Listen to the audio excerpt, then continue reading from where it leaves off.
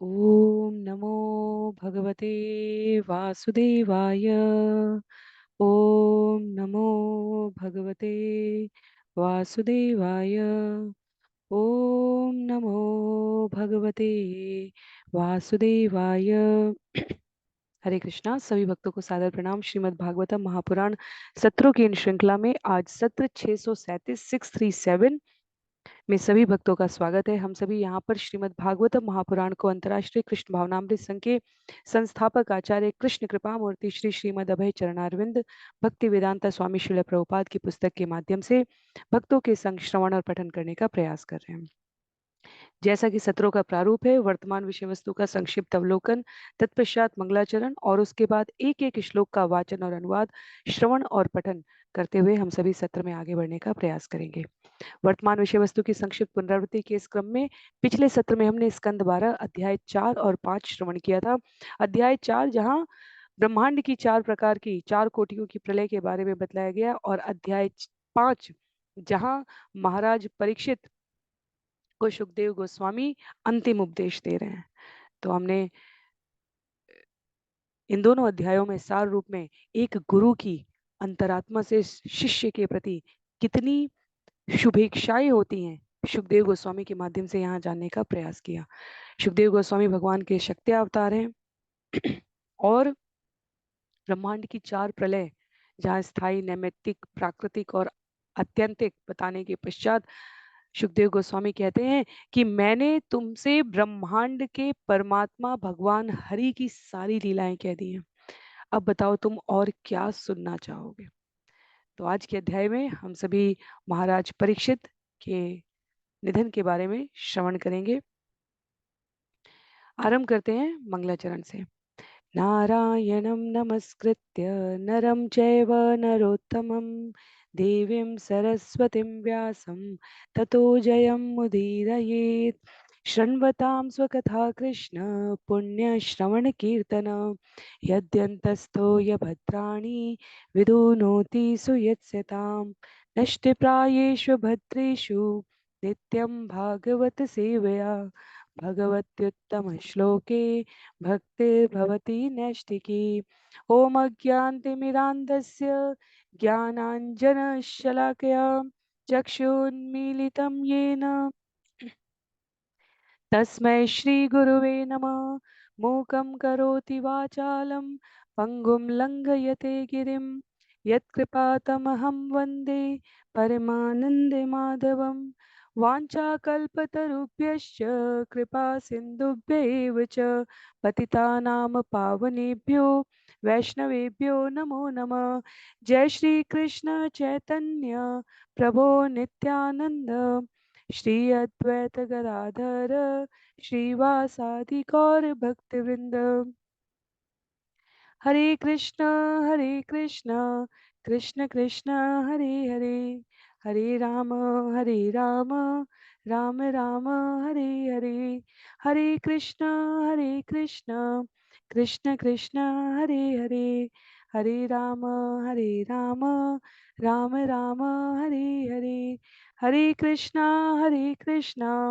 कृष्ण कृष्ण हरे हरे, हरे राम राम राम हरे हरे।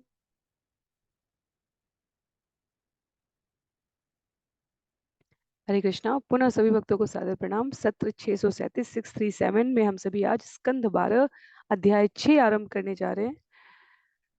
अध्याय का नाम है महाराज परीक्षित का निधन, और सुखदेव गोस्वामी और महाराज परीक्षित के संदर्भ को सूत गोस्वामी शौनकादि ऋषियों को सुनाते हुए कहते हैं। सूतुवाच एतन्निशिम्य मुनिनाभिहितं परीक्षेत् व्यासात्मजेन निखिलात्मदृशा समेन तत्पादमूलमुपसृत्य नतेन मूर्ध्ना बद्धाञ्जलिस्तदिमिदम् अह स विष्णुरात।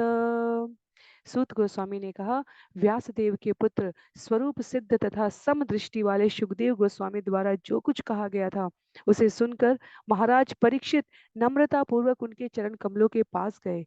मुनि के चरणों पर अपना शीश झुकाते हुए सम्मान में हाथ जोड़े जीवन भर भगवान विष्णु के संरक्षण में रह चुके राजा ने इस प्रकार कहा।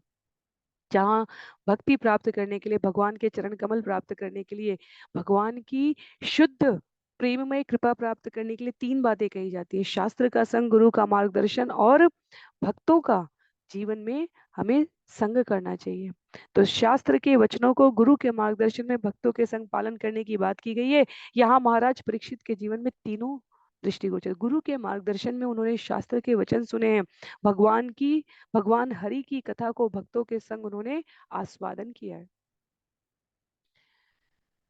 जीवन भर भगवान के संरक्षण में महाराज रहे हैं। परीक्षित, जिन्होंने माँ के गर्भ से निकलते ही इधर उधर ईक्षित देखना आरंभ किया, अवलोकन करना आरंभ किया कि वो जो मुझे गर्भ में मिले थे वो कहाँ है। भगवान ने गर्भ में महाराज परीक्षित की रक्षा की थी।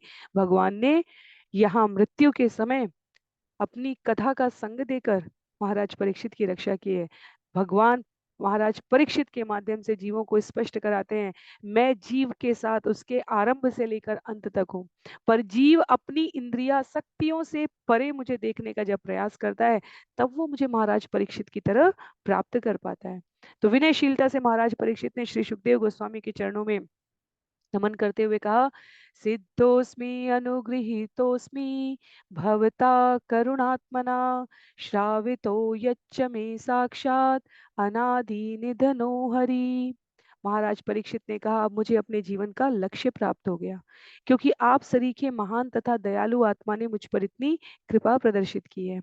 आपने स्वयं मुझसे आदि अथवा अंत से रहित भगवान हरि की यह कथा कही है। नात्यद्भुतम् अहं मन्ये महताम् अच्युतमात्मनाम् अज्ञेषु तापतप्तेषु भूतेषु यत् अनुग्रह। मैं इसे तनिक भी आश्चर्य नहीं मानता कि आप जैसे महात्मा, जिनके मन सदैव अच्युत भगवान में लीन रहते हैं, हम जैसे मूर्ख बद्ध जीवों पर दया दिखाते हैं, जो भौतिक जीवन की समस्याओं से सताए हुए होते हैं। तो सुखदेव गोस्वामी ने यहाँ कृतज्ञता ज्ञापित की कि भगवान, आप जैसे महात्मा सदैव अच्युत भगवान की साधना में लीन है, और हम जैसे जीवों पर, जो बुद्ध से बद्ध की अवस्था को प्राप्त कर चुके हैं, उन पर दयावश आप कृपा करते हैं। ये महाराज परीक्षित के स्वर नहीं है, ये हम सबके शब्द होने चाहिए, जहां हम अद्भुत अहेतुकी की कृपा करने वाले भगवान और उनके पार्षदों पर अपने इन विनम्र शब्दों को निवेदित करें। भक्ति वेदांता स्वामी श्रील प्रभुपाद नित्य मुक्त आत्मा है। 80 से ऊपर की अवस्था में श्रील प्रभुपाद को इस ग्रंथ की रचना करने की कोई अतिरिक्त आवश्यकता नहीं थी। उन्होंने जीवन भर इसको साधा, पर जन हिताय, दूसरों के कल्याण के लिए।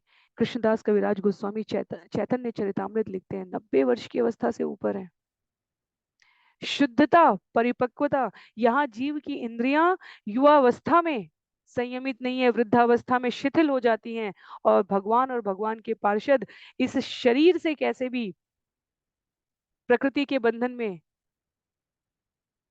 लीला तिरोधान करते हुए भगवान दिखे, या शरीर समाप्त होते हुए ये भगवान के पार्षद, पर उनकी जो आध्यात्मिक चेतना है वो पूर्णतया सचेष्ट है, सजग है और सतर्क है। तो यहाँ पर कह रहे हैं परीक्षित महाराज, पुराण संहिता मेताम अश्रौष्म भवतो वयम यस्याम खलुत्तम श्लोको भगवान अनुवर्णयेत। मैंने आपसे यह श्रीमद् भागवतम का श्रवण किया है, जो सारे पुराणों का पूर्ण सार है, और जो भगवान उत्तम श्लोक का ठीक से वर्णन करता है। भगवंस्तक्षकोवादिभ्यो मृत्युभ्यो न विभेम्यहम् प्रविष्टो ब्रह्म निर्वाणम अभयम दर्शितम त्वया। हे प्रभु, अब मुझे तक्षक या अन्य जीव का या बारंबार मृत्यु का भी भय नहीं रहा, क्योंकि मैंने अपने को उस विशुद्ध आध्यात्मिक पर ब्रह्म में लीन कर लिया है, जिसका उद्घाटन आपने किया है और जो सारे भय को नष्ट कर देता है। श्रीमद् भागवतम श्रीमद् भगवत गीता, चैतन्य चरितामृत, प्रतिदिन भगवान का हरिनाम का, नाम प्रभु का आश्रय जब हमारे जीवन में यदि ये आश्वस्ति ला दे कि हम मृत्यु से अभय हो सकें। मृत्यु एक प्रक्रिया है जिसमें हम जीव भगवत प्राप्ति की ओर समीप जा सकें, इस प्रकार का हमारा जीवन क्रम और अभ्यास रह सके। महाराज परीक्षित के इन चरण कमलों का अनुसरण करते हुए इस भागवतम को, जो अब इन सत्रों में अंतिम कुछ अध्यायों की ओर प्रवेश कर रहा है, हम सबके जीवन में इतनी दृढ़ता, इतनी निश्चिंतता, भौतिक जगत से परे भगवान के श्री चरणों में इतनी निश्चितता चुकी होनी चाहिए कि हम कह सकें कि भगवान आपकी कृपा से हमारे जीवन के सारे भय नष्ट हो चुके हैं। श्लोक संख्या 6 में कहते हैं, अनुजानी माम ब्रह्मन वाचम यक्षामि अधोक्षजे मुक्त कामाशयम चेत प्रवेश्य विसृजाम्यसून। हे ब्राह्मण, मुझे अनुमति दें कि मैं अपनी वाणी तथा अपनी इंद्रिय के कार्यों को बंद करके भगवान अधोक्षज को सौंप सकूं। कृपया मुझे अनुमति दें कि मैं अपने मन को विषय वासनाओं से शुद्ध करके उन्हीं में लीन कर सकूं और इस तरह अपना जीवन त्याग सकूं। छिद्रों से भरा हुआ हमारा ये मन हरिनाम की भक्ति अमृत में सराबोर रह सकता है यदि हम हर क्षण भगवान को स्मरण रखें। सुखदेव गोस्वामी के ये पूछे जाने पर कि और क्या सुनना चाहते हो, महाराज परीक्षित कहते हैं, मैं श्रीमद् भागवतम के संदेश को समझ चुका हूँ भगवान, और बिना किसी हिचक के भगवत धाम जाने के लिए प्रस्तुत हूँ। मन से विषय वासनाओं को परे करके अपनी इंद्रियों को बाह्य जगत से समेट के भगवान अधोक्षज के चरणों में रख सकूं। मेरी वाणी, मेरी इंद्रिय, मेरी बुद्धि, मेरा मन भगवान के चरणों में इतना संलग्न हो चुका हो कि इस बाह्य जगत में ये शरीर छूटने जा रहा हो, मुझे इससे भी कोई अब परवाह नहीं करनी है। अज्ञानम च निरस्तम में ज्ञान विज्ञान निष्ठया भवता दर्शितम क्षेमम परम भगवत पदम। आपने भगवान के परम मंगलमय साकार रूप का साक्षात्कार कराया है। अब मैं ज्ञान तथा आत्म साक्षात्कार में स्थित हूँ और मेरा ज्ञान मिट चुका है। इतने अध्यायों तक अन्य सभी वक्ता बोले हैं। यहाँ जैसे अर्जुन कहते हैं भगवान से, मेरा काम, मेरा लोभ नष्ट हो चुका है, मेरी प्रज्ञा, स्थित प्रज्ञा बुद्धि वापस आ चुकी है। परीक्षित महाराज कहते हैं, मेरा अज्ञान मिट चुका है, मैं ज्ञान और आत्म साक्षात्कार में स्थित हूँ। क्या है वो ज्ञान और आत्म साक्षात्कार? हम सोचते हैं कि हम इस जगत में कार्य करें और ऐसा कार्य करें और हम इस जीवन के पश्चात वैकुंठ को पहुंच सके, भगवत धाम वापस जा सके। आचार्य कहते हैं कि परीक्षित, अर्जुन, उद्धव, ध्रुव, प्रहलाद, बलि महाराज, भीष्म पितामह, ये सभी प्रकार के जो महान विद्वत जन, मनीषी, आध्यात्मिक दिग्गज पुरोधा अपने जीवन से हमें शिक्षा देते हैं, वो ये कि इस जगत में व्यवहार करते समय हमें नित्य बद्ध से नित्य मुक्त की ओर जीवन जीने की ओर प्रेरित रहना चाहिए। कहते हैं मेरा अज्ञान मिट चुका है। सूत गोस्वामी कह रहे हैं महाराज परीक्षित के इन वचनों को उद्धृत करते हुए, इति उक्तम अनुज्ञाप्य भगवान बादरायणी जगाम भिक्षुभिः साकं नरदेवेन पूजित। सूत गोस्वामी ने कहा, इस प्रकार अनुनय विनय किए जाने पर श्रील व्यासदेव के पुत्र ने राजा परीक्षित को अनुमति दे दी। तत्पश्चात राजा तथा वहां पर उपस्थित मुनियों द्वारा पूजित होकर सुखदेव उस स्थान से चले गए। सुखदेव गोस्वामी वहां से प्रस्थान कर चुके हैं। गुरु जीवन में आता है केवल उतने अवसर के लिए जितने अवसर तक शिष्य उनको अपनी आध्यात्मिक पहचान स्थापित किए जाने के लिए मार्गदर्शक के रूप में अनुनय विनय कर रहा है। उस गुरु को अतिरिक्त प्रतिष्ठा की चाह नहीं है। महाभारत युद्ध के पश्चात भगवान हस्तिनापुर से प्रस्थान करना चाहते थे और बार बार, क्योंकि वहां पर संबंध चचेरे भाइयों का था, युधिष्ठिर के द्वारा कहे जाने पर कुछ समय और, कुछ समय और केशव, कुछ समय और केशव। और भगवान ये नहीं कि वहां पर वे श्रेय लेने के लिए रुके हुए हैं। सुखदेव गोस्वामी यहाँ पर अपना कार्य पूरा कर चुके, शरीर छूट जाएगा, शरीर से संबंधित जो आत्म तत्व है, जो हमारी वास्तविक पहचान है, उसने क्या ज्ञान ग्रहण किया, वो अब जीवन में किस प्रकार के व्यवहार के लिए उन्मुख है। अंतर और महत्व इस बात का है। श्लोक संख्या 9 और 10 में महाराज परीक्षित के धराधाम से प्रस्थान करने की लीला का उल्लेख है। परीक्षित अपि राजऋषि आत्मन्यात्मानमात्मना समाधाय परम दद्याओ अस्पंद असूयथा तरु प्राकुले बर्हिस्यासीनो गंगाकुलुत्तंग मुख ब्रह्मभूतो महायोगी निसंगश्चिन्न संशय। तब महाराज परीक्षित पूर्वाभिमुख दर्भ के बने आसन पर गंगा नदी के तट पर बैठ गए और स्वयं उत्तर की ओर मुख कर लिया। योग सिद्धि प्राप्त करने के बाद उन्हें पूर्ण आत्म साक्षात्कार की अनुभूति हुई और वे समस्त भौतिक आसक्ति तथा संशय से मुक्त थे। साधु राजा ने अपनी शुद्ध बुद्धि से अपने मन को अपने आत्मा के भीतर स्थित कर लिया और पर ब्रह्म का ध्यान करने लगे। उनकी प्राणवायु ने गति करना बंद कर दी और वे वृक्ष की तरह जड़ हो गए। तक्षक प्रहित विप्रा क्रुद्धेन द्विजसूनुना हन्तु कामो नृपं गच्छन् ददर्श पति कश्यपम्। हे विद्वान ब्राह्मणों, ब्राह्मण के क्रुद्ध पुत्र द्वारा भेजा गया तक्षक सर्व राजा को मारने के लिए उसकी ओर जा रहा था कि उसने मार्ग में कश्यप मुनि को देखा। तम तर्पयित्वा द्रविणे निर्वृत्य विषहारिणं द्विज रूप प्रतीक्षन्न काम रूपो अदृशन नृपम। तक्षक ने कश्यप मुनि को, जो कि विष उतारने में दक्ष थे, बहुमूल्य भेंटें देकर महाराज परीक्षित की रक्षा करने से रोक दिया। तब इच्छा अनुसार रूप धारण करने वाला तक्षक, जो कि ब्राह्मण के वेश में था, राजा के निकट गया और उसे काट लिया। तो ये अलग कथा है जो हम महाभारत में श्रवण करते हैं कि वास्तव में जब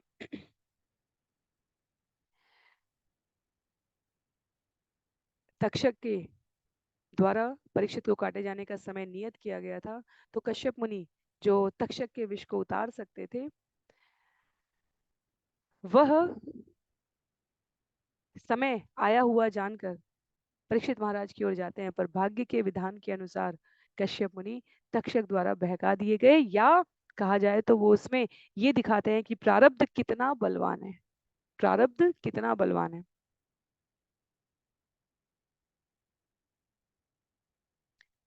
तो ये कथा महाभारत के कभी प्रसंग में हम लोग श्रवण करेंगे। यहाँ पर सार रूप में उल्लेख करते हैं आचार्य सूत गोस्वामी कि कश्यप आते हैं, पर तक्षक उन्हें अपनी दक्षता से बहुमूल्य भेंट राशि इस प्रकार प्रदान करके विदा कर देते हैं। और तत्पश्चात समय समय उपस्थित समय पर जो जितने समय तक विधान था ब्राह्मण पुत्र के श्राप से, उस समय पर वो तक्षक परीक्षित महाराज को काट लेते हैं। पर आध्यात्मिक दृष्टि से हमें स्पष्ट रहना चाहिए, वास्तव में महाराज परीक्षित पहले ही अपने मन को आत्मा के भीतर करके अपने आत्म तत्व को परम ब्रह्म में लीन करके शरीर जड़ हो चुका था, जिस शरीर में तक्षक ने अपने विष भरे दांतों को लगाया था। ब्रह्मभूतस्य राजऋषे देहे अहिगरलग्निना बभूव भस्मसात् सद्य पश्यताम सर्वदेहिनां। ब्रह्मांड भर के जीवों के देखते देखते उस स्वरूप सिद्ध राजऋषि का शरीर सर्प विष की अग्नि से तुरंत जलकर राख हो गया। हाहाकारो महानासीत् भुवि खेदिक्षु सर्वतः विस्मिता ही अभवन सर्वे देवासुर नरादय। पृथ्वी पर तथा स्वर्ग में सभी दिशाओं में भीषण हाहाकार होने लगा और सारे देवता, असुर, मनुष्य तथा अन्य प्राणी चकित हो उठे। देवदुन्दु भयो नेदु गंधवाप्सरसो जगु ववृषु पुष्पवर्षाणि विबुधा साधुवादिना। देवलोक में दुंदुभियां बजने लगी और स्वर्ग के गंधर्वों तथा अप्सराओं ने गीत गाए। देवताओं ने फूलों की वर्षा की तथा प्रशंसात्मक शब्द कहे। तो हम यहाँ सोचे कि मर्त्यलोक में किसी प्राणी ने शरीर त्यागा है और देवता पुष्प वर्षा कर रहे हैं। वास्तव में वह खुश थे, प्रसन्न थे। महाराज परीक्षित के लिए कि एक महान आत्मा भगवत धाम वापस चली गई। तो वास्तव में ये उल्लास का विषय है। आध्यात्मिक दृष्टि से महाराज परीक्षित अब अपने मूल निवास स्थान पर जा चुके हैं। जन्मेजय स्वपितरं श्रुत्वा तक्षकभक्षितं यथा आजुवहाव संक्रुद्धो नागान सत्रे सह द्विजय। यह सुनकर कि उसके पिता को तक्षक ने बुरी तरह से डसकर मार दिया है, महाराज जन्मेजय अत्यधिक क्रुद्ध हुए और ब्राह्मणों से एक विशाल यज्ञ कराया, जिसमें उन्होंने संसार के सारे सर्पों को यज्ञ अग्नि में भेंट कर दिया। सर्पसत्रे समिद्धाग्नो दह्यमानान् महोरगान् दृष्ट्वेन्द्रं भय संविघ्न तक्षक शरणं ययो। जब तक्षक ने अत्यंत शक्तिशाली सर्पों को भी उस सर्प यज्ञ की प्रज्वलित अग्नि में जलाया जाते देखा, तो वह भय से आकुल हो उठा और शरण के लिए इंद्र के पास पहुंचा। अपश्यन् तक्षकं तत्र राजा परीक्षितो द्विजान् अपश्यन् तक्षकं तत्र राजा पारीक्षितो द्विजान् उवाच तक्षकः कस्मान् न दह्येत उरग अधम। जब राजा जन्मेजय ने तक्षक को अग्नि यज्ञ अग्नि में प्रवेश करते नहीं देखा, तो उन्होंने ब्राह्मणों से कहा, समस्त सर्पों में नीच वह तक्षक इस अग्नि में क्यों जल नहीं रहा। तो ये कथा हम सबको विदित है कि किस प्रकार मंत्रों की शक्ति से हजारों हजार सर्प आकर उस यज्ञ में जो जन्मेजय ने आरंभ किया था, महाराज परीक्षित के निधन के पश्चात उसमें आकर गिरने लगे, जलने लगे। और इतनी अम, आवेशित कर देने वाली वो मंत्र शक्ति थी कि तक्षक जो इंद्र लोक में पहुंचे हुए हैं, वह अभी हम श्रवण करेंगे, महाभारत के प्रश्नोत्तरी में हमने इसको श्रवण किया था, वह इंद्रलोक समेत यज्ञ करने वाले ब्राह्मणों द्वारा खींचे जाने लगे। क्योंकि जब अब जन्मेजय पूछते हैं कि तक्षक क्यों नहीं आया अभी तक, तो उत्तर देते हैं ब्राह्मण, तम गोपायति राजेंद्र शक्र शरणम आगतम तेन संस्तंभितः सर्प तस्मान्नाग्नौ पतत्यसो। ब्राह्मणों ने उत्तर दिया, हे राजेंद्र, तक्षक सर्प इसलिए अग्नि में नहीं गिरा क्योंकि इंद्र द्वारा उसकी रक्षा हो रही है, जिनके पास वह शरण के लिए पहुंचा है इंद्र उसे अग्नि से बचाए हुए हैं। पारीक्षित इति श्रुत्वा प्राह द्विज उदारदी सहेन्द्रस्तक्षको विप्रा नाग्नौ किमिति पात्यते। इन शब्दों को सुनकर बुद्धिमान राजा जन्मेजय ने पुरोहितों से कहा, तो हे ब्राह्मणों, तुम लोग तक्षक को उसके रक्षक इंद्र सहित अग्नि में क्यों नहीं गिरा देते। तश्रुत्वा आजुहु विप्रा सहेन्द्रं तक्षकं मखे तक्षकाशुपतस्वेह सहेन्द्रेण मरुत्वता। यह सुनकर पुरोहितों ने इंद्र समेत तक्षक को यज्ञ अग्नि में आहुति के रूप अर्जित करने के लिए यह मंत्र पढ़ा, हे तक्षक, तुम इस अग्नि में इंद्र तथा उनके देवताओं के समूह सहित तुरंत गिर पड़ो। इति ब्रह्मोदिताक्षेपे स्थानादिन्द्र प्रचालित बभूव संभ्रांतमति सविमान सतक्षक। जब ब्राह्मणों के इन अपमानजनक शब्दों के कारण इंद्र अपने विमान तथा तक्षक समेत सहसा अपने स्थान से च्युत होने लगा, तो वह अत्यंत घबरा गया। मंत्रों की, शब्दों की ये ताकत है कि प्रशासनिक अधिकारी, भगवान के द्वारा नियुक्त देवता अपने स्थान से च्युत होने लगे। कलयुग के लिए हरिनाम का महामंत्र सभी प्रकार के अनर्थों के नाश के लिए स्वयं भगवान के भक्त स्वरूप चैतन्य महाप्रभु द्वारा दिया गया है। इंद्र को लगा कि वो तक्षक की रक्षा कर सकते हैं। जन्मेजय ने कहा, तक्षक के रक्षक सहित इस यज्ञ अग्नि में आहुति दे दो। और अब इंद्र का साहस घबरा गया। तम पतंतम विमानेन सह तक्षकम अंबरात विलोक्यांगिरस प्राह राजानम तम बृहस्पति। जब अंगिरा मुनि के पुत्र बृहस्पति ने इंद्र को तक्षक समेत आकाश से उसके विमान से गिरते देखा, तो वह राजा जन्मेजय के पास पहुंचे और उनसे इस प्रकार कहा, नैष त्वया मनुष्येन्द्र वधम अर्हति सर्पराट अनेन पीतम अमृतम अथवा अजरामर। हे पुरुषों में राजा, यह उचित नहीं है कि यह सर्पराज आपके हाथों से मौत को प्राप्त हो, क्योंकि इसने अमर देवताओं का अमृत पी रखा है। फलस्वरूप इसे बुढ़ापा तथा मृत्यु के सामान्य लक्षण नहीं सताते। जीवितं मरणं जंतो गति स्वेनैव कर्मणा राजन ततोन्यो नास्त्यस्य प्रदाता सुख दुःखयो। देहधारी आत्मा का जीवन तथा मरण और अगले जीवन में उसका गंतव्य, ये सभी उसके ही अपने कर्म द्वारा उत्पन्न होते हैं। इसलिए हे राजन, किसी के सुख तथा दुख को उत्पन्न करने के लिए वास्तव में कोई अन्य अभिकर्ता उत्तरदायी नहीं है। तो वैसे तो परीक्षित महाराज तक्षक के काटने से मरे भी और नहीं भी मरे, क्योंकि ब्राह्मण का श्राप था, इसलिए सर्प काटने के लिए आया। पर भगवत चेतना से आलोकित प्रकाशित परीक्षित महाराज तो अपनी चेतना को पहले ही ब्रह्म में लीन कर चुके हैं। अंगिरा मुनि के पुत्र बृहस्पति, जो देवताओं के गुरु हैं, वो यहाँ पर जन्मेजय को ये समझाने का प्रयास कर रहे हैं कि माध्यम अवश्य तक्षक बने, पर परीक्षित तो भगवत धाम स्वयं भगवान श्री कृष्ण के द्वारा नियत थे कि उनको जाना ही है।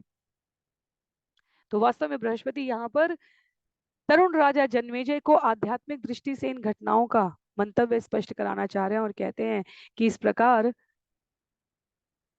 प्रकृति के नियमों में उल्लंघन ना करने का प्रयास करें। कहते हैं कोई ना कोई किसी न किसी कारण से इस शरीर को त्यागता ही है, कुछ ना कुछ निमित्त माध्यम बनता ही है। जीव ने शरीर धारण किया है तो जीव का शरीर समाप्त भी होना है। सर्प चौराग्नि विद्युत क्षुत त्रिट व्याधि आदि भी नृप पंचत्वम ऋक्षते जंतु भुंक्ते आरब्ध कर्म तत्। जब बद्ध जीव सर्पों, चोरों, अग्नि, बिजली, भूख, रोग या अन्य किसी कारण से मारा जाता है तो वह अपने ही विगत कर्म के फल का अनुभव करता है। हमारे आचार्य विश्वनाथ चक्रवर्ती ठाकुर यहाँ हमें सतर्क करते हैं कि ये सत्य है, सामान्यतः जीव किसी न किसी माध्यम से मारा जाता है। महाराज परीक्षित के लिए वैसे ये वचन सत्य नहीं है। वे स्वयं भगवान द्वारा भगवत धाम ले जाए गए थे, वे अपने विगत कर्मों का फल नहीं भोग रहे थे। विगत कर्मों का फल भोगने वाला अश्वत्थामा के ब्रह्मास्त्र से जलकर राख हुए पिंड से वापस प्रकट नहीं हो सकता। पर सामान्य रूप से प्रकृति के संचालन को यहाँ बृहस्पति जन्मेजय को समझा रहे हैं। कहते हैं तस्मात् सत्रम इदं राजन संस्थीयेत विचारिकम सर्पा अनागस दग्धा जने दृष्टम ही भुज्यते। इसलिए हे राजा, इस यज्ञ को जो अन्यों को हानि पहुंचाने की मंशा से चालू किया गया है बंद करा दें। अनेक निर्दोष सर्प पहले ही जलाकर मार दिए गए हैं। निस्संदेह सारे व्यक्तियों को अपने विगत कर्मों के अदृष्ट परिणामों को भोगना चाहिए। तो जो नियम यहाँ पर बृहस्पति ने जन्मेजय को महाराज परीक्षित के लिए और अन्य मनुष्यों के लिए बताया कि कुछ ना कुछ माध्यम होता है, वो उन सर्पों के लिए भी यही कहते हैं, अदृष्ट परिणाम भोग रहे हैं। तो प्रतीकात्मक रूप से ये हजारों हजार सर्प जो उस यज्ञाग्नि में जलकर भस्म हो चुके थे, राख हो चुके थे, ऐसा प्रतीत होता था कि निर्दोष थे। बृहस्पति कहते हैं कि संभव है कि भगवान की व्यवस्था के द्वारा वे अपने पूर्व दूषित कर्मों के लिए दंडित हो रहे हों और इसलिए ये अग्नि उनका निमित्त बनी हो। पर तक्षक तो अमृत पी चुका है, वो इस प्रकार से मारे जाने योग्य नहीं है। सूत गोस्वामी कहते हैं सूत उवाच इत्युक्त स तथेत्याह महर्षे मानयन् वच सर्पसत्रात उपरत पूजयामास वाक्पतिम। सूत गोस्वामी ने कहा, इस तरह सलाह दिए जाने पर महाराज जन्मेजय ने उत्तर दिया तथास्तु। महर्षि के वचनों का आदर करते हुए उन्होंने सर्प यज्ञ बंद करा दिया और फिर अत्यंत वाक्पटु मुनि बृहस्पति की पूजा की। सैषा विष्णु महामाया अबाध्यया लक्षणायया मुह्यन्त्यास्य एव आत्मभूता भूतेषु गुणवृत्तिभिः। यह निस्संदेह भगवान विष्णु की माया शक्ति है जो अबाध्य है और जिसे देख पाना कठिन है। यद्यपि व्यष्टि आत्माएं भगवान की भिन्नांश हैं, किंतु उस माया शक्ति के प्रभाव से वे विविध भौतिक शरीरों के साथ अपनी पहचान से विमोहित हैं। भगवान समष्टि हैं, जीव व्यष्टि है, व्यक्तिगत है अपने आप में। प्रत्येक कण और इस प्रकृति का प्रत्येक क्षण भगवान की माया शक्ति से बाध्य है। इसलिए जीव जो भगवान व्यष्टि जो समष्टि का अंश है, वो इस माया शक्ति के प्रभाव से भगवान के साथ अपने संबंध को जान नहीं पाता और आसपास के अन्य भौतिक शरीरों के साथ अपनी पहचान करके उससे विमोहित रहता है। तो इसलिए विनाश तो अपरिहार्य, नष्ट तो होना ही पड़ेगा, क्योंकि वास्तविक स्वरूप से अभी परिचय नहीं हुआ है। कहते हैं आगे,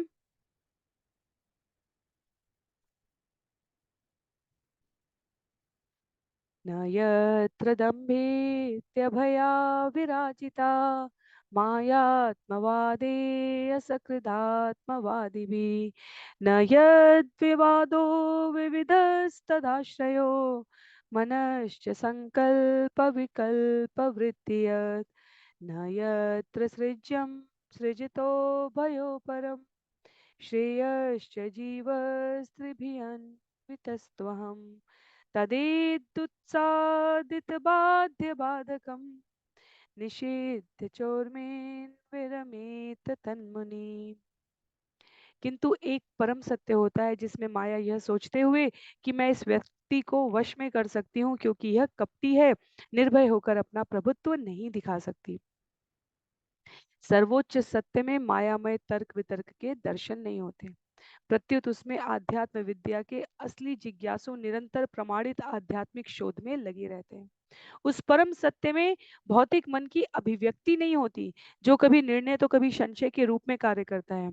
सृजित वस्तुएं, उनके सूक्ष्म कारण और उनके उपयोग से प्राप्त आनंद के लक्ष्य वहां विद्यमान नहीं रहते।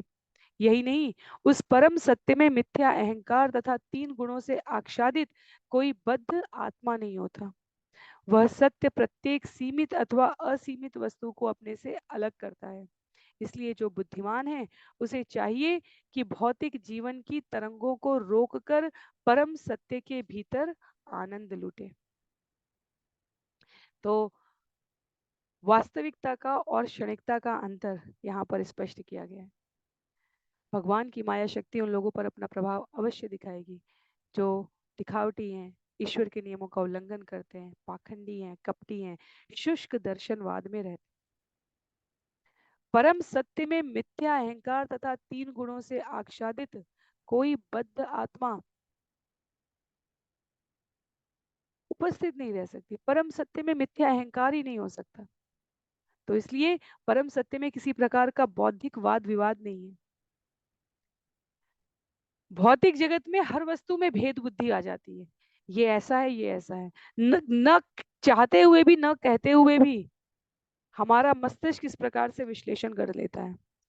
आध्यात्मिक जीवन में सरलता होती है, निर्मलता होती है।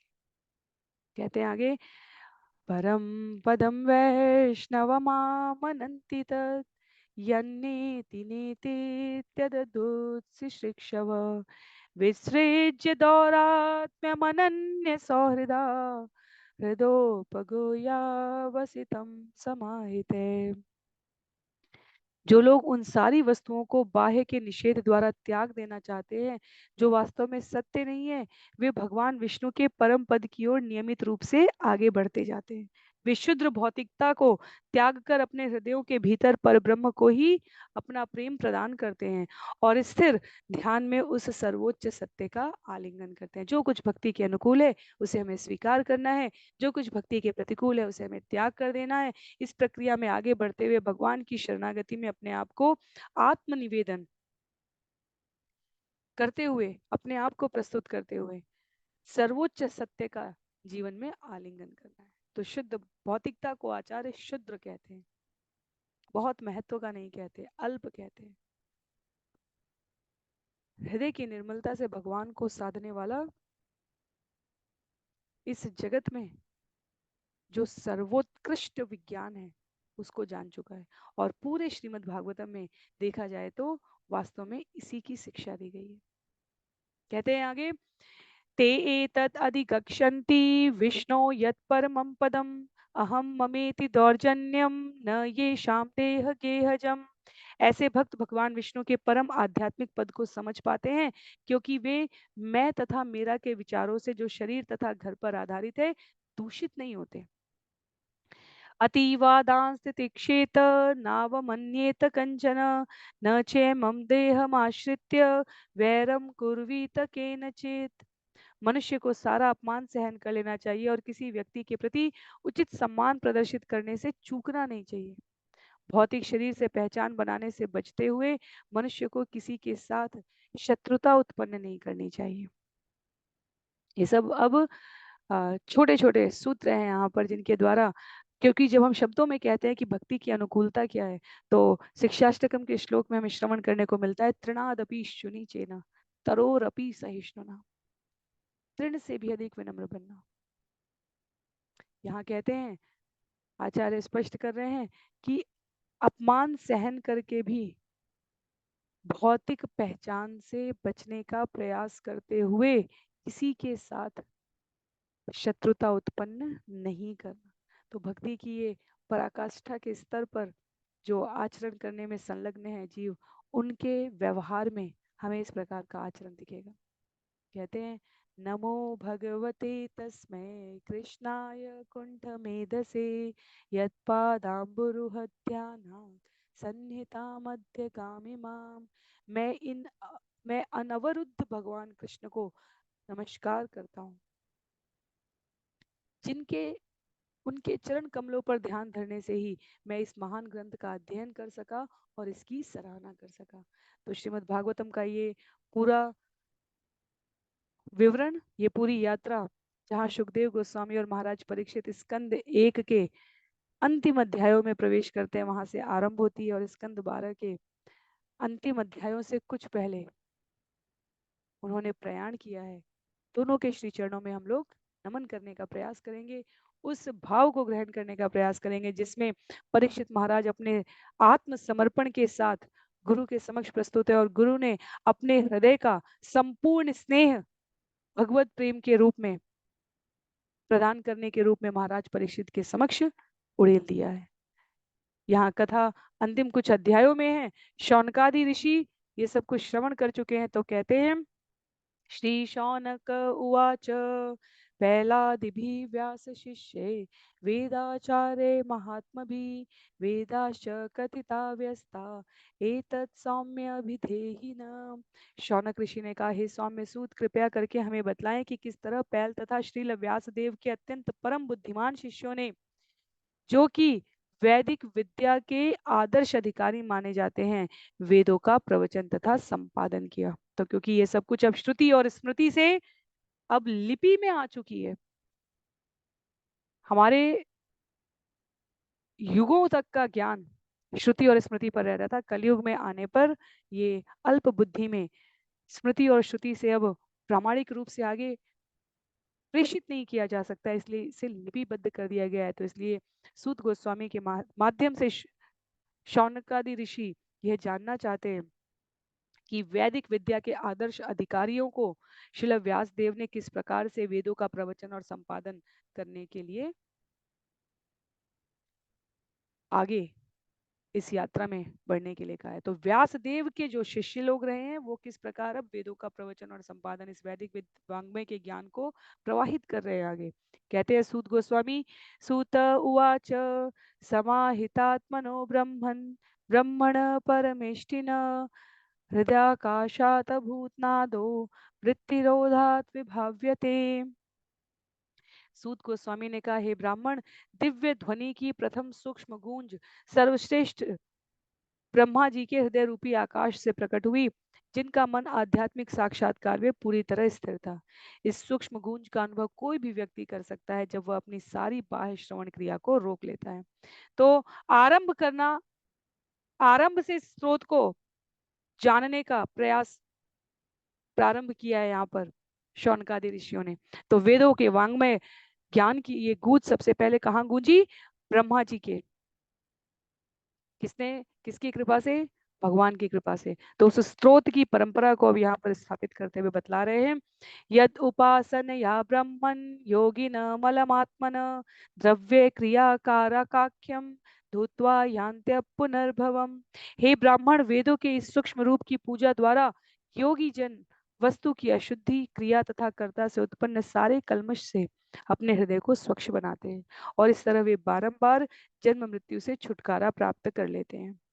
ततो अभूत ओमकारो यो अव्यक्त प्रभव स्वराट यत्तो यत्तत् लिंगम भगवतो ब्राह्मण परमात्मना। उस दिव्य सूक्ष्म गूंज से 3 मात्राओं वाला ओमकार उत्पन्न हुआ। ओमकार में अदृश्य शक्तियां हैं और यह शुद्ध हृदय के भीतर अपने आप प्रकट होता है। यह पर ब्रह्म की तीनों अवस्थाओं भगवान परमात्मा तथा परम निर्विशेष सत्य में उनका स्वरूप है। तो अध्याय 15 में भी हमने इसे श्रवण किया है, अंतिम श्लोकों में 16, 17, 18 में यहाँ पर कह रहे ओमकार में अदृश्य शक्तियां हैं और शुद्ध हृदय के भीतर यह अपने आप प्रकट होती है। यूं ही ओमकार, ओम वर्तमान भौतिक विज्ञान, भौतिक जगत में भी आश्चर्य का, कौतूहल का विषय नहीं है। जिन्होंने इतने गंभीर अध्ययन भी नहीं किए वो भी ओमकार की महिमा से परिचित हैं। विश्व के बड़े बड़े संस्थाओं में, वैज्ञानिक संस्थाओं में इस शब्द ध्वनि पर दशकों से शोध हो रहा है। शृणोति य इमं स्फोटं सुप्तस्रोते च शून्यदृक् येन वाग्व्यज्यते यस्य व्यक्ति आकाश आत्मन स्वधाम्नो ब्राह्मणः साक्षात् वाचक परमात्मन स सर्वमंत्रोपनिषद वेद बीजम सनातनम। यह ओमकार जो कि अंततः अभौतिक तथा अश्रव्य होता है, उसे परमात्मा कान या कोई अन्य इंद्रियां न होते हुए भी सुनता है। वैदिक ध्वनि का पूरा विस्तार ओमकार से ही हुआ है, जो हृदय के आकाश के भीतर आत्मा से प्रकट होता है। यह स्वजन्मा परब्रह्म परमात्मा की प्रत्यक्ष उपाधि है और गुह्य सार तथा समस्त वैदिक स्रोतों का नित्य बीज है। तो सूत गोस्वामी के द्वारा शौनक आदि ऋषियों की इस जिज्ञासा के प्रत्युत्तर में यह संवाद का जो क्रम है, उसमें ब्रह्मा जी के मन मस्तिष्क में हुई गुंजार से, ओमकार शब्द के इस विस्तार से, जो पूरी वैदिक ध्वनि का सार है, जो स्वजन्मा परब्रह्म परमात्मा की प्रत्यक्ष उपाधि और गुह्य सार का नित्य बीज है, उसका पूरा विस्तार श्रीमद् भागवतम है। कहते हैं आचार्य यहाँ पर, ओम इत्येतद् ब्राह्मणो निष्ठितम नाम, वैदिक कथन है जिससे इसकी पुष्टि हो रही है कि वैदिक बीज ध्वनि का संपूर्ण विस्तार श्रीमद् भागवतम। आगे कहते हैं श्लोक संख्या 42 में, तस्य हासनत्रयवर्णो अकाराद्या भृगुद्वः धार्यन्ते ये त्रयः भावा गुणनामार्थवृत्तय। ओमकार से अ उ तथा म वर्णों की 3 मौलिक ध्वनियां हुई। हे भृगुवंशियों में प्रसिद्ध ये तीनों भौतिक जगत के 3 विभिन्न पक्षों को धारण करते हैं, जिनमें प्रकृति के 3 गुण ऋक, यजुर तथा साम वेदों के नाम से भूर, भुवर तथा स्वर लोकों के नाम से विख्यात लक्ष्य तथा जागृत, सुप्त एवं सुसुप्त नामक 3 वृत्तियां धारण करते हैं। एक श्लोक में अथाह ज्ञान को समाहित करने का प्रयास किया गया है। 3 मौलिक ध्वनि है और फिर अनुस्वार है, ये हमने 2 अध्याय पहले भी श्रवण किया था। तो अ उ तथा म 3 ध्वनि हो गई। ये 3 ध्वनि यहाँ पर कहा जा रहा है प्रकृति के 3 गुणों को प्रस्तुत करती हुई ऋक, यजुर और साम 3 वेदों, और इतना ही नहीं, भूर, भुवर और स्व नाम से विख्यात 3 लोकों, और उन लोकों में 3 वृत्तियों को, जागृत, सुप्त एवं सुषुप्त को प्रस्तुत कर रही हैं। तो वृत्तियां हैं, गुण हैं, जगत के 3 स्थानों को, ज्ञान के 3 पक्षों को इन 3 मौलिक ध्वनियों के प्रतिनिधियों के रूप में यहाँ पर बतलाया जा रहा है। कहते हैं आगे श्लोक संख्या 43 में, ततोऽक्षर समाम्नायम् असृजत् भगवानज अंतस्थ उष्म स्वर स्पर्श हर्ष्व दीर्घादिलक्षणम। ब्रह्मा ने ओमकार से अक्षर की सारी ध्वनियां, स्वर, व्यंजन, अर्ध स्वर, उष्म, स्पर्श इत्यादि उत्पन्न की, जो हर्ष्व तथा दीर्घ माप जैसे गुणों से विभेदित की जाती हैं।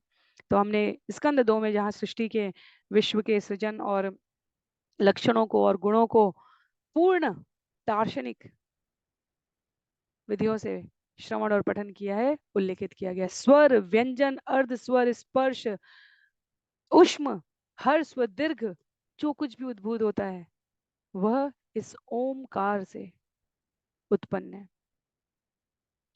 उसके पश्चात तो क्रम चला है जहां ब्रह्मा जी ने ये ज्ञान, शब्द, अक्षर, स्त्रोत लाते हुए मूल में कहा है, तेनासो चतुरो वेदान चतुर्भी वदने विभु सव्याहति कान साओंकारान चातुर्होत्र विवक्षया। सर्वशक्तिमान ब्रह्मा ने ध्वनियों के इस समूह का उपयोग अपने 4 मुखों से 4 वेदों को उत्पन्न करने के लिए किया, जो पवित्र ओमकार तथा 7 व्याहृतियों, 7 लोकों समेत प्रकट हुए हैं। उनका अभिष्ट वैदिक यज्ञ विधि को 4 वेदों में से प्रत्येक के पुरोहितों द्वारा संपन्न विभिन्न कार्यों तक विस्तार देना था।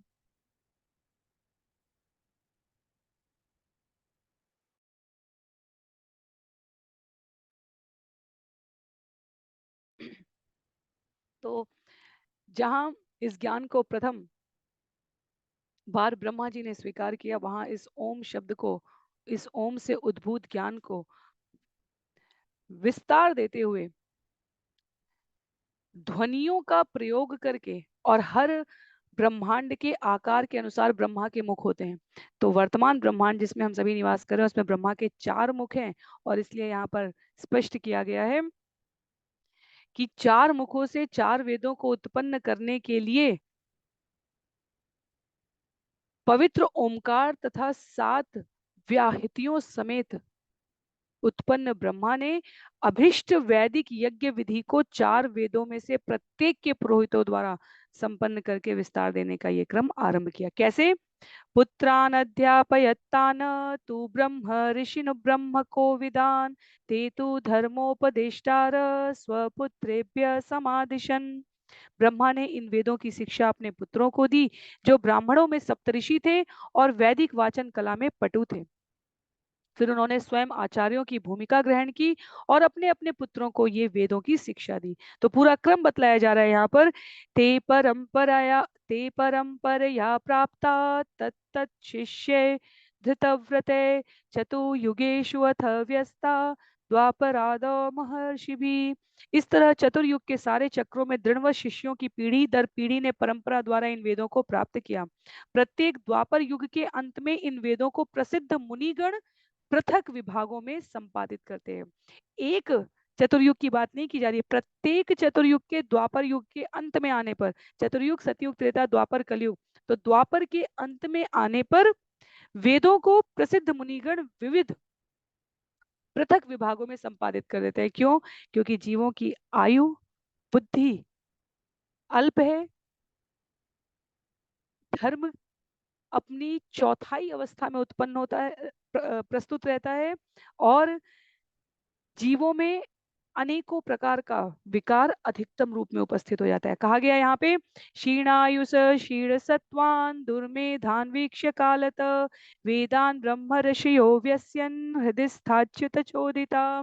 यह देखकर कि काल के प्रभाव से सामान्यतया लोगों की आयु, शक्ति तथा बुद्धि घटती जा रही है, महामुनियों ने अपने हृदयों में स्थित भगवान से प्रेरणा ली और वेदों का क्रमबद्ध विभाजन कर दिया। अस्मिन्नपि अंतरे ब्रह्मन् भगवान लोक भावना ब्रह्मेशाद्य लोकपाले याचितो धर्मगुप्तये पराशरात् सत्यवत्याम् अंशांश कलया विभु अवतीर्णो महाभाग वेदं चक्रे चतुर्विधम्। हे ब्राह्मण, वैवस्वत मनु के वर्तमान युग में ब्रह्मा शिव इत्यादि ब्रह्मांड के नायकों ने समस्त जगतों के रक्षक भगवान से धर्म के सिद्धांतों की रक्षा करने के लिए प्रार्थना की। हे परम भाग्यवान शौनक, तब अपने श्वांस के अंश का दैवी स्फुलिंग प्रदर्शित करते हुए पाराशर के पुत्र के रूप में सत्यवती के गर्भ से भगवान प्रकट हुए। इस रूप में, जिसे कृष्ण द्वैपायन व्यास कहते हैं, उन्होंने एक वेद के 4 भाग कर दिए। तो वैवस्वत मनु का ये समय चल रहा है और इस वर्तमान युग के लिए कहा जा रहा है कि भगवान अपने श्वांस के अंश का स्फुलिंग अग्नि की विभीषिका में एक चिंगारी मात्र, जिसे हम स्फुलिंग कहते हैं, पाराशर के पुत्र के रूप में सत्यवती के गर्भ से स्वयं को प्रस्तुत करते हैं। तो कृष्ण द्वैपायन व्यास क्या करते हैं, एक वेद को 4 भागों में विभक्त करते हैं। उल्लेख है यहाँ पर ऋग अथर्व यजुः सामनाम राशि उद्धृत्य वर्गश चतस्र संहिताश्चक्र मंत्रैर्मणिगणा इव। शिल व्यासदेव ने ऋग अथर्व यजुर तथा साम वेदों के मंत्रों को 4 वर्गों में विलग कर दिया। जिस तरह मणियों के मिले जुले संग्रह में से ढेरियां लगा दी जाती हैं, इस तरह उन्होंने 4 पृथक पृथक वैदिक ग्रंथों की रचना की है। तासां स चतुरः शिष्यान् उपाहूय महामती एकैकां संहितां ब्रह्मन् एक एकस्मै ददौ विभु। अत्यंत शक्तिमान तथा बुद्धिमान व्यासदेव ने अपने 4 शिष्यों को बुलाया और हे ब्राह्मण, उनमें से हर एक को इन 4 संहिताओं में से एक एक का भार सौंप दिया। भार सौंपने का अर्थ है यहाँ पर अब आगे प्रचार प्रसार विस्तार करने के लिए, सामान्य जनों तक ये ज्ञान परंपरा में पहुंचाने के लिए उन्हें समर्पित कर दिया। कहा, पैलाय संहितामाद्यां बहुरिच आख्याम उवाच वैशंपायन संज्ञाय निगदाख्यम यजुर्गणम सामनां जैमिनये प्राह तथा छंदोग संहिताम अथर्वांगिऋषि नाम स्वशिष्याय सुमंतवे। श्रील व्यासदेव ने प्रथम संहिता ऋग्वेद की शिक्षा पैल को दी और इस संग्रह का नाम बनऋच रखा। मुनि वैशंपायन से उन्होंने यजुर मंत्रों का संग्रह निगद का प्रवचन किया। उन्होंने जैमिनी को सामवेद के मंत्रों की शिक्षा दी, जिनका नाम छंदोग्य संहिता था, और अपने प्रिय शिष्य सुमंतु से उन्होंने अथर्ववेद कहा। पैल स्वसंहितामुचे इंद्र प्रमीतये मुनि बाष्कलाय च सोप्याह शिष्येभ्य संहितां स्वकां चतुर्धा व्यस्य बोध्याय याज्ञवल्काय भार्गव पराशरायाग्निमित्र इंद्र प्रमीति आत्मवान् अध्यापयत्य संहितां स्वां माण्डुकेयं ऋषिं कविं तस्य शिष्यो देवमित्र सौभर्यादिभ्य ऊचिवान्। अपनी संहिता को 2 भागों में विभक्त करने के बाद विद्वान पैल ने इसे इंद्र प्रमीति तथा वाष्कल को बताया। हे भार्गव, वाष्कल ने अपने संग्रह को पुनः 4 भागों में विभाजित कर दिया और अपने 4 शिष्यों बोध्य याज्ञवल्क्य पराशर तथा अग्निमित्र को पढ़ाया। आत्म संयमी ऋषि इंद्र प्रमिति ने अपनी संहिता विद्वान योगी मांडुके को पढ़ाई, जिसके शिष्य देवमित्र ने आगे चलकर सौभरी तथा अन्यों को ऋग्वेद के सारे विभाग दे दिए। तो अभी भागवतम के इस उत्तरार्ध में अंतिम सत्रों में हम श्रवण कर रहे हैं कि ज्ञान भी किस प्रकार परंपरा में प्रवाहित किया गया है। वेद व्यास जी ने भावी समय का अवलोकन करके इस प्रकार इसको पृथक पृथक भागों में विभक्त करते हुए अपने शिष्यों को प्रदान किया। शाकल्य तत्सुतः स्वाम तु पंचधाव्यस्य संहितां वात्स्यमुद्गलशालीय गोखल्य शिशिरेषु अधात्। मांडुके के पुत्र शाकल्य ने अपनी संहिता को 5 भागों में बांट दिया और इनमें से प्रत्येक उपविभाग वात्स्य मुद्गल शालीय गोखल्य तथा शिशिर को सौंप दिए। जातु कर्णश्च तक्षिष्य सन्निरुक्तां स्वसंहितां बलाक पैल जाबाल विरजेभ्यो ददौ मुनि। मुनि जातुकर्ण भी शाकल्य का शिष्य था। उसने शाकल्य से प्राप्त संहिता के 3 विभाग किए और उसमें एक चौथा अनुभाग वैदिक शब्द संग्रह निरुक्त का जोड़ दिया। उसने इन चारों भागों में से एक एक विभाग अपने 4 शिष्यों बलाक, द्वितीय पैल, जाबाल तथा विरज को पढ़ाया। वाष्कली प्रतिशाखाभ्यो वालखिल्याख्य संहितां चक्रे वालायनी भज्य काशार चैवतां दधु। वालकली ने ऋग्वेद की समस्त शाखाओं से वालखिल्य संहिता तैयार की। यह संहिता वालायनी भज्य तथा काशार को प्राप्त हुई। और यहाँ पर तात्पर्य है श्री श्रीधर स्वामी के अनुसार वालायनी भज्य तथा काशार दैत्य वंश के थे। तो जगत का कोई भी ज्ञान वास्तव में भगवान से परे नहीं है, कोई योनि भगवान से परे नहीं है, और किसी भी प्रकार की शिक्षा की जो शाखा परंपरा है वो भगवान से परे नहीं है। बहुरिचा संहिता हेता एभि ब्रह्म ऋषिभिः धृता श्रुत्वे एतत् छन्दसामं व्यासं सर्वपापे प्रमुच्यति। इन संत ब्राह्मणों ने ऋग्वेद की इन विविध संहिताओं को शिष्य परंपरा द्वारा बनाए रखा। वैदिक स्त्रोतों के इस विभाजन को सुनने मात्र से मनुष्य सारे पापों से छूट जाता है। सब कुछ हमें स्मरण नहीं रहेगा और इसमें कोई विशेष गंभीर होने की बात नहीं है, क्योंकि ये यहाँ पर संकलित है। श्रील प्रभुपाद द्वारा इनको अलग अलग स्थानों पर वर्णित भी किया गया है, पर सूची के रूप में हम स्कंद 12 अध्याय 6 के इन अंतिम 25-30 श्लोकों को स्मरण रख सकते हैं कि यहाँ पर हमें ये परंपरा प्राप्त हो जाएगी। कहा गया आगे, वैशंपायन शिष्या वै चरकाधर्वर्य अभवन यच्चेरु ब्रह्महत्याहं शपणम स्वगुरो व्रतम। वैशंपायन के शिष्य अथर्ववेद के आचार्य बने। वे चरक कहलाते थे क्योंकि उन्होंने अपने गुरु को ब्राह्मण हत्या के पाप से मुक्त कराने के लिए कठिन व्रत किया था।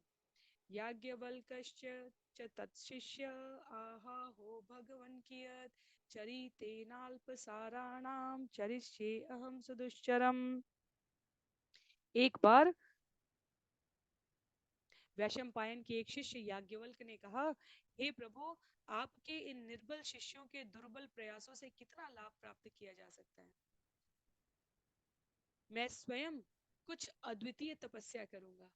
इत्युक्तो गुरु अप्याह कुपितो यावलं त्वया विप्राव मंत्र शिष्येन मदधीतम त्यजाश्विति।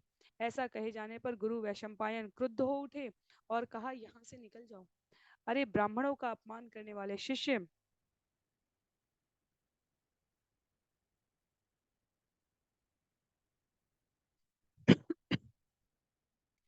बहुत हो चुका, तुम तुरंत ही वह सब लौटा दो जो मैंने तुम्हें पढ़ाया है। वैशंपायन के शिष्य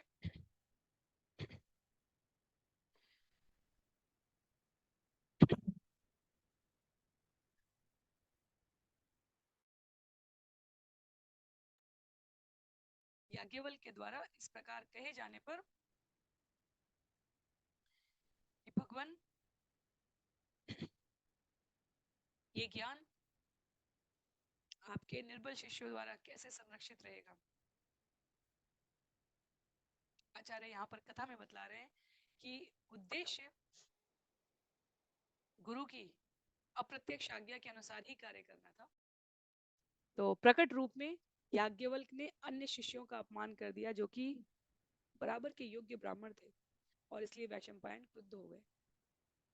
क्योंकि पिता के लिए जिस प्रकार सभी पुत्र स्नेहवत प्रकार से पालित होते हैं, उसी प्रकार से शिष्य भी होते हैं। तो वैशंपायन द्वारा प्रकट क्रोध किया गया है याज्ञवल्क्य के ऊपर। तुम्हें मैंने जो कुछ भी पढ़ा है वो सब कुछ तुम लौटा दो। कहते हैं आगे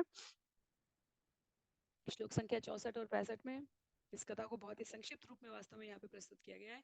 देवराज सुत सोपी शदित्वा यजुषां गणं ततो गतो अथ मुनियो ददृशुस्तान्य गुणान् यजुंषीतिरा भूत्वा तल्लोलुपत याददु तैत्तिरीया इति यजु शाखा आसंशु पेशला। तब देवरात पुत्र याज्ञवल्क्य ने यजुर्वेद के मंत्र उगल दिए और वहां से चला गया। इन यजुर मंत्रों को ललचाई दृष्टि से देख रहे एकत्र शिष्यों ने तीतरों का रूप धारण करके उन्हें चुग लिया। इसलिए यजुर्वेद के ये विभाग अत्यंत सुंदर तैत्तरीय संहिता अर्थात तीतरों द्वारा संकलित मंत्र के नाम से विख्यात हुए। तो क्यों तीतर का स्वरूप धारण करना पड़ा, इसके लिए श्रील श्रीधर स्वामी यहाँ संक्षिप्त में कह रहे हैं कि वमन की गई कोई वस्तु को शुद्ध बुद्ध ब्राह्मणों के द्वारा पुनः संग्रह करना अनुचित है। इसलिए ब्राह्मण शिष्यों ने तीतरों का रूप धारण किया और इन बहुमूल्य मंत्रों को संकलित कर लिया। गुरु की अप्रत्यक्ष प्रेरणा से सामने प्रकट रूप में याज्ञवल्क मुनि ने क्या किया? याज्ञवल्क्य तत ब्रह्मन् छंदासी अधिगवेशयन् गुरो अविद्यमानानि सुपतस्ते अर्कमीश्वरम। हे ब्राह्मण शौनक, तब याज्ञवल्क ने ऐसे नवीन यजुर मंत्रों की खोज करना चाहा जो उसके गुरु को भी ज्ञात न हो। इसे मन में रखकर उसने शक्तिशाली सूर्य देव की ध्यानपूर्वक पूजा की।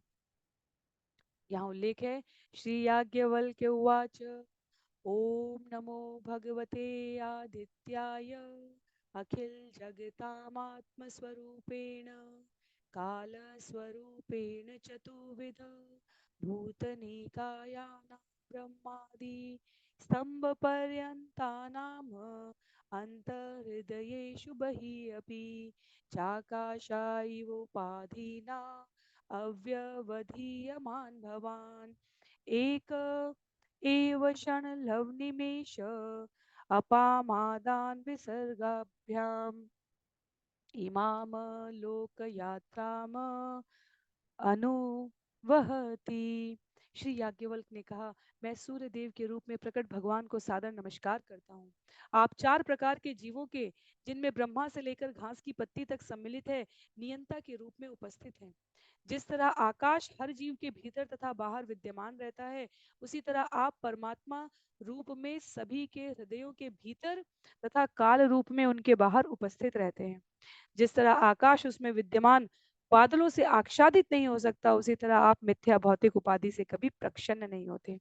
एक वर्ष क्षण लव तथा निमेष जैसे लघु काल खंडों से बना है और वर्षों के प्रवाह से आप जल को सुखाकर तथा पुनः उसे वर्षा के रूप में जगत को प्रदान करके उसका अकेले ही पालन पोषण करते हैं। तो यहाँ सूर्य देव के रूप में ये स्तुति वास्तव में भगवान को अर्पित है।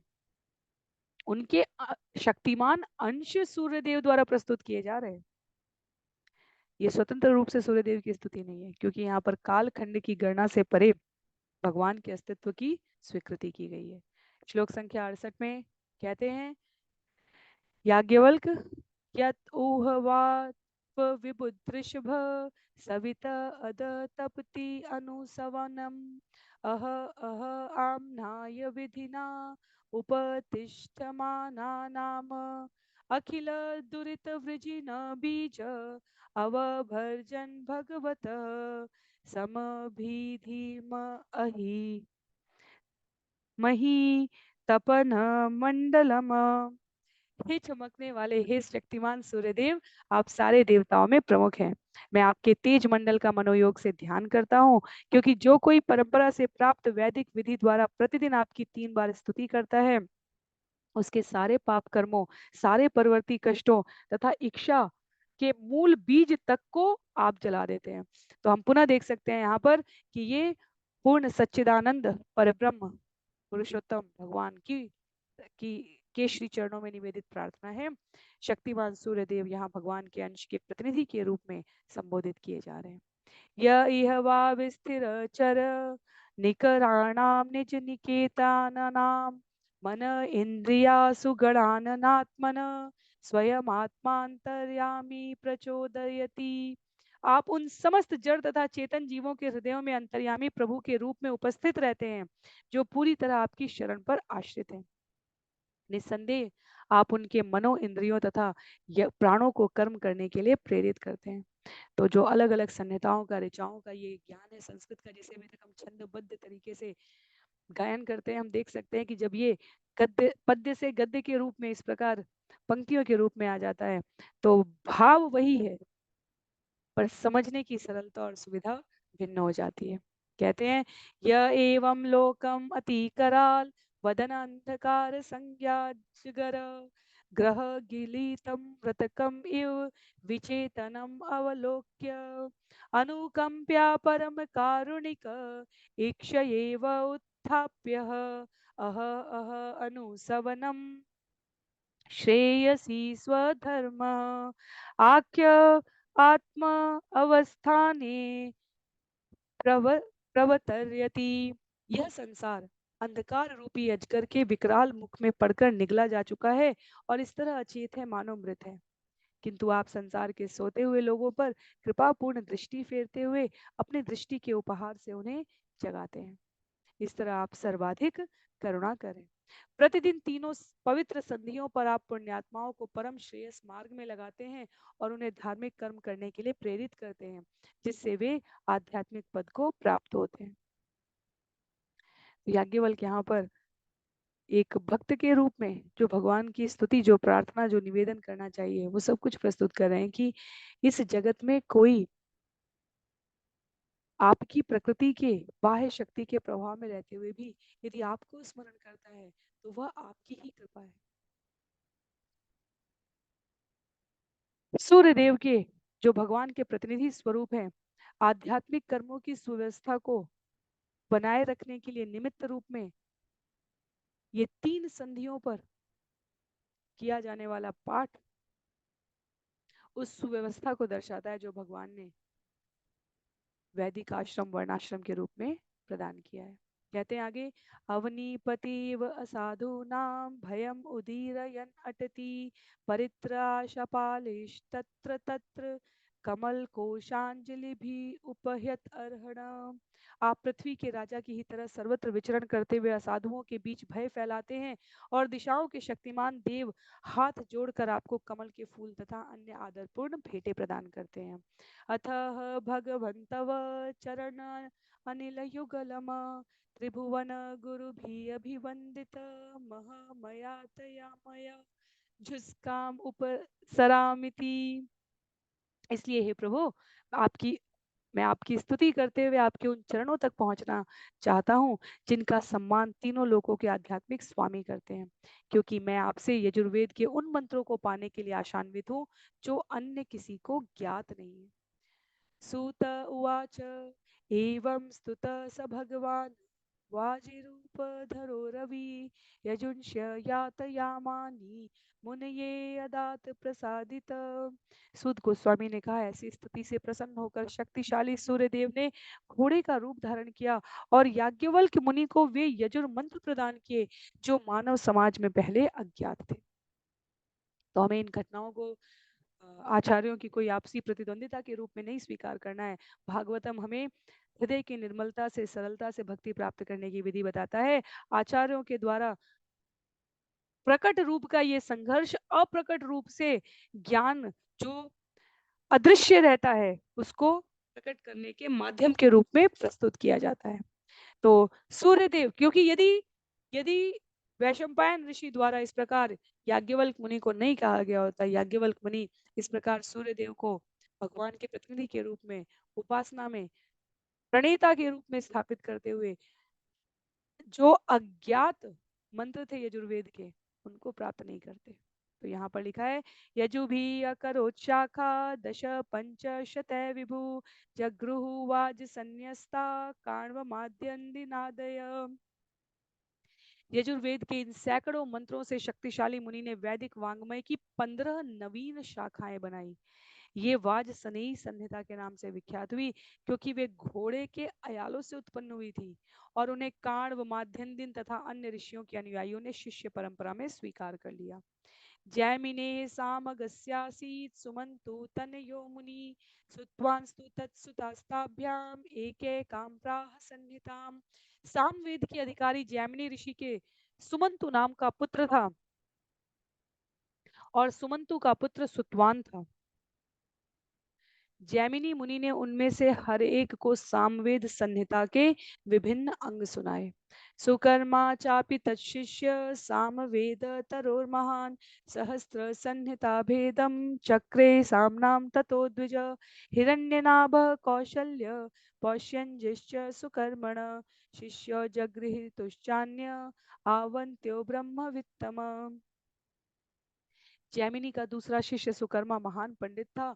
उसने सामवेद रूपी विशाल वृक्ष को 1000 संहिताओं में बांट दिया। तब हे ब्राह्मण, सुकर्मा के 3 शिष्यों कुशलपुत्र हिरण्याब पौष्यंजिकी तथा आध्यात्मिक साक्षात्कार में अग्रणी आवंत ने साम मंत्रों का भार संभाला। उदिच्या सामगा शिष्या आसन पंचशतानि वे पौष्यंज्यावंतयोश्चापि तांश प्राच्यान् प्रचक्षते। पौष्यन जी तथा आवंते के 500 शिष्य सामवेद के उदिच्य गायक के नाम से प्रसिद्ध हुए और बाद में उनमें से कुछ तो प्राच्य गायक भी कहलाने लगे। लौगा शिमांगली कुल्य कुशीद कुक्षिरेव च पौष्यन जी शिष्या जगृहु संहितास्ते शतम शतम। पौष्यन जी के 5 अन्य शिष्यों लौगाक शिमांगली कुल्य कुशी तथा कुक्षी में से हर एक को एक 100 संहिताएं मिली। कृतो हिरण्य नाभस्य चतुर्विंशति संहिता शिष्य उचे स्वशिष्येभ्य शेषा आवंत्य आत्मवान। हिरण्यनाभ के शिष्य कृत ने अपने शिष्यों से 24 संहिताएं कही और शेष संहिताएं स्वरूप सिद्ध मुनि आवंत्य द्वारा आगे चलाई गई। तो इतनी शीघ्रता से इन अंतिम 10 श्लोकों को पढ़ने का एकमात्र उद्देश्य यह है कि हम इस विशाल बृहद वैदिक वाङ्मय की शाखाओं और प्रशाखाओं की इन श्रृंखलाओं में सबका नाम भले न स्मरण कर पाए, पर इस श्रवण मात्र से जो स्थिर हो जाता है मस्तिष्क में वो ये ज्ञान परंपरा में आ रहा है। इस ज्ञान की जड़ें बहुत गहरी हैं और उन गहरी जड़ों के मूल में जाने पर हमें, जहां से हमने क्रम आरंभ किया था ओमकार से ब्रह्मा से, जहां उन्होंने इसका विभाजन आरंभ किया, उस वो प्रमाणित करता है कि हम जो श्रवण कर रहे हैं वो अत्यंत गंभीर चिंतनशील ऋषियों मुनियों द्वारा संकलित करके परंपरा में आगे प्रवाहित किया गया है। तो भागवतम के रूप में कथाएं सरलतम रूप में लाई गई हैं, पर यदि हम वैदिक वाङ्मय का ज्ञान देखें तो वो क्लिष्ट है और इसलिए कई बार कलयुग के लिए वो अनुपयोगी सा लगने लगता है। इतने क्लिष्ट शब्दों का प्रयोग है कि वास्तव में कहा क्या जा रहा है यही स्पष्ट नहीं हो पाता। तो इसलिए भगवत गीता, भागवतम, चैतन्य चरितामृत, कथा और तत्व के इस सम्मिलित सार से हम अपने जीवन के उद्देश्य को सरलता से समझ सकें, आचार्य आज भी इस प्रयास में उसे और अधिक सरल व्यवहारिक रूप से प्रकट करने का प्रयास कर रहे हैं। तो हम लोग श्रवण करेंगे आगे अगले अध्याय में, अध्याय संख्या 7 अगले सत्र में। आज के लिए सत्र को यहीं पर समाप्त करते हैं। शिल प्रभुपाद की जय, शिल गुरुदेव की जय, अनंत कोटि वैष्णव वृंद की जय, श्रीमद् भागवतम महापुराण की जय। हरे कृष्ण।